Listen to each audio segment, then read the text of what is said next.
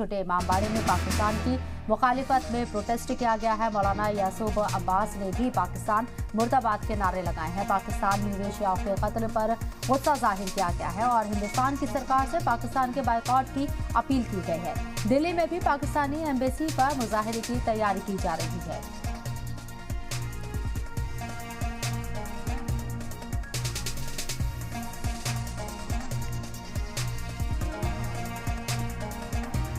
तो लखनऊ में ये प्रोटेस्ट किया गया है। छोटे इमामबाड़े में पाकिस्तान की मुखालिफत में ये प्रोटेस्ट हुआ है, जिसमें मौलाना यासूब अब्बास ने भी पाकिस्तान मुर्दाबाद के नारे लगाए हैं और पाकिस्तान में वेश्याओं के कत्ल पर गुस्से का इजहार किया है। हिंदुस्तान की सरकार से पाकिस्तान के बायकॉट की अपील की गई है।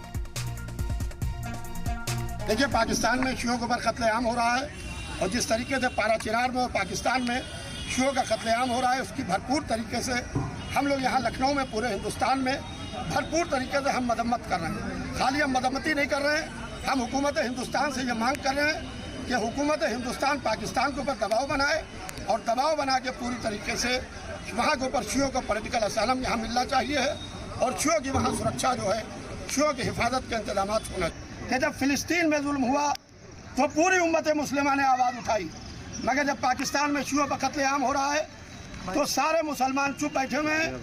इसकी मैं भरपूर तरीके से उन तमाम इस्लामी देशों की और मुसलमानों की मदम्मत करता हूँ।